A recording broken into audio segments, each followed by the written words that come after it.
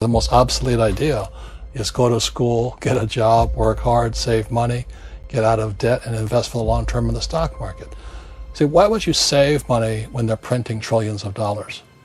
The gap between the 1% and 99% is massive. You see, it's not just money. You have to step back and look at the bigger picture. So what do you do? In every one of us is a poor person. There's still a poor person inside me.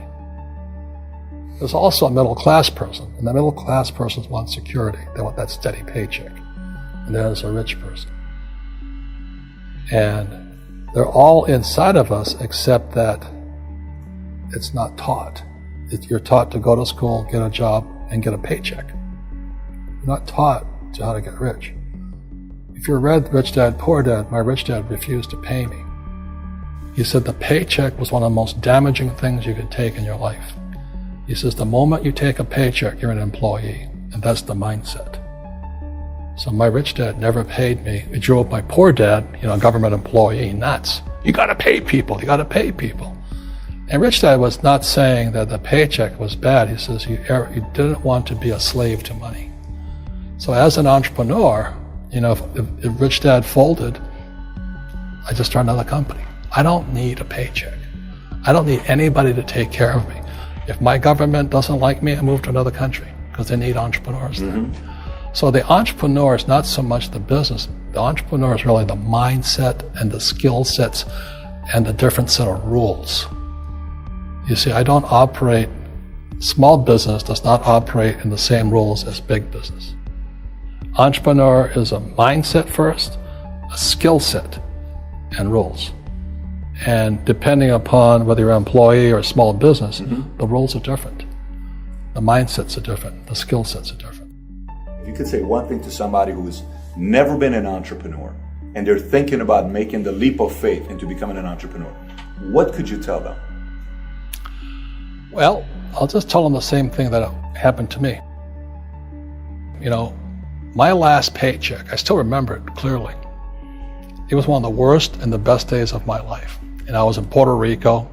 I was working for Xerox, and my boss gave me it wasn't a paycheck, it was a bonus check. I think it was about $30,000, taxable. It's the only problem with that. So I got this check and I went, holy mackerel. You know what I mean? So I was excited, but I was also disturbed. And so this other guy comes up to me, his name was John, and John says to me, he says, you're gonna be back. I said, why? He says, because you're gonna fail. I looked at him and said, look, few expletive words, because that's what he did. He left Xerox, failed, and he came back. And I said, look, you failed and you came back, but I'm going to fail and I'm never coming back. And that's the attitude. Do you know what I mean? If you say, well, if I fail, I'll go back to mommy and daddy, then that's what you'll do. So if you fail, that's when I became an entrepreneur, because I had no money. I had no money for years. I didn't have a paycheck. But that's what my rich dad encouraged me to do. He says, when you don't have this paycheck, you get hungrier, smarter, and it's a test of your character. Will you become a crook? Will you become dishonest? Will you cheat and steal? Or will you become a better human being? So really, that's the benefit of becoming an entrepreneur, is you really find out who you are when you don't have anything. So you always have to look at the big picture. Too many people look at, well, what's going to happen to me? When you look at the big picture, you're also going to know that when something bad happens, something good's going to happen. But you got to prepare for whatever is coming. If you think next 20 years will be like the last 20 years, you're going to get creamed. When you and I go to the supermarket and we buy a carton of milk, we always check for the expiration date. But most people do not check for the expiration date on their brains. Instead of get out of debt, I get into debt. I just refinanced $300 million in debt. I went from 5% to 2.5% interest. I made a fortune. Every month, more money comes in because my cost of money has gone down. So while some financial experts are saying get out of debt, I'm saying learn how to use debt. See, when I came back from in Vietnam in January of '73, the first thing my rich dad said to me was go to school to learn how to invest in real estate. It wasn't real estate, it was how to use debt and taxes. Debt and taxes make the rich richer. Debt and taxes make the poor and middle class poor. So all the rich guys who are doctors and lawyers or, those guys, they're getting creamed. And they don't know why. Doctors are getting creamed. Oh, yeah, they're making more money, but the take home is less. Sure. My doctor just yelled at me. He was happy. He says, "Oh, guess what? I finally made $1 million." And I said, "Yeah, this was just 3 weeks ago." And so I said, "Yeah, well, how much you pay in tax?" He says, $750,000 in taxes. So his net was about $400,000. That's not bad. But when I make $1 million, I keep $1 million. And the reason is because I don't make it by working for money. See, if you work for money, you're taxed.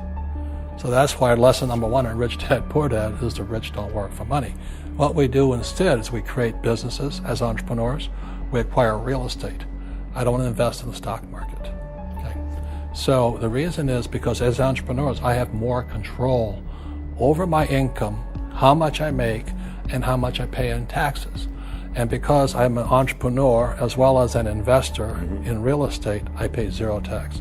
So every time I make, let's say, $1 million as an entrepreneur, I immediately invested in real estate and have a 4-to-1 step up. So I put $1 million in real estate, I get $4 million from the bank. That's why I love banks. But the banks are screwing everybody else, terrible, but it's good for me. That's why you say when you print, it's good for you, but when you print, it's bad for people that work for money. Because when you print, savers get creamed and people who work for money get creamed. When they print, debtors get rich. You see, debt and taxes make the rich richer, and debt and taxes make the poor middle class poorer. When we have obsolete ideas, we get obsolete results. So what's happening for most people, the idea of going to school, getting a job, working hard, saving money, getting out of debt, buying your house because it's an asset, and investing for the long term, is obsolete. The world has changed. The world changed in 1971 when President Nixon took us off the gold standard and money became debt. What if we get rid of school? Then what would happen? Would it be better if we had no educational system at all? No, I'm saying education is more important before. It's just obsolete. There's Moore's Law which states information doubles every 18 months. In other words, everything's obsolete 18 months. So, and this is just a recent phenomenon. So when you come out of school, you're already obsolete. And that's why I'm the old guy, I meet my friends who went to Harvard. I went to Harvard. I said, yeah, that was how long, 50 years ago? Today, the banks are charging you interest to save money. In other words, banks don't want your money because they printed too much of it. And that's why there's this bubbles in stocks and bubbles in real estate and all this. People are dumping the cash because, as I said in here, savers are losers and cash is trash. And yet people are, I want a high-paying job. Well, that's an obsolete idea. Get out of debt is an obsolete idea. You should learn how to get into debt, how to use debt to get rich, and they'll never teach you about taxes. The reason the 1% is way up here and the 99% are going this way is because when you print money, 2 things happen: inflation and taxes. It's going to crush you. And any entrepreneur thinks, I'm just going to make money, I'm going to start a business and make a lot of money, because what we talk about, they really have got to smell the roses, man. That's not what the real entrepreneurs are doing. Most entrepreneurs, there's 28 million small business owners in America. 24 million are what are one-person entrepreneurs. They're called non-employee entrepreneurs. So and that's what happens is when people don't really understand what an entrepreneur does. So most big people are self-employed, but they're not really entrepreneurs. The self-employed pay the highest taxes of all, and nobody tells them that. Yeah, it's also called the entrepreneurial spirit, but what we were actually talking about was there's no such thing as a bad economy. There's external, you and I, we all have an external economy, but we also have an internal economy, and the willpower is to change our internal economy. So for me, I can see the good and I can see the bad. I don't really give a damn, because I'm going to be rich anyway. But a poor person with a poor personal economy, all they're going to see is a bad economy, because they don't know how to make money in any economy. And a middle class person, they have a middle class economy. What they want is a nice house, and a steady paycheck, and the job, and the car. And so when you take their job away, to them, that's disaster. Well, since an entrepreneur doesn't have a job anyway, it's no big deal. So all I'm saying to people, and it's what Bucky Fuller taught me, is always two sides, you know what I mean? Unity is plural, at minimum two. So if you think the economy is bad, it's because your economy is bad. If you think that steady, employment is important, then you'll see an economy without jobs. Your economy versus the external economy. What you control versus what you can't control. I can control. Yeah, it's called an internal focus versus an external focus. So the real entrepreneur has an internal focus. That if they fall down, they say, "Oh, this is good, because I'm going to go up higher." The average person will fall down and say, "Oh, I'm going to take some Prozac," or somebody has a mistake. So, "Oh, the mistakes don't matter." Well, mistakes matter. It means you didn't know something. But a real entrepreneur, whether they fall down, they always can go up. They can stand back up and go higher. And no matter what happens to them, they get stronger and better and smarter and happier. But a person with a weak internal mindset is that they're so afraid of what happens, it generally happens. Like, people who are afraid of losing their jobs, they generally lose their jobs. You know what I mean? Yeah. So everything comes through you. Yeah, so the entrepreneur first job is to control inside here, not outside there. The moment you take that paycheck, you're an employee. You've got to be stronger than that. It's about inside control.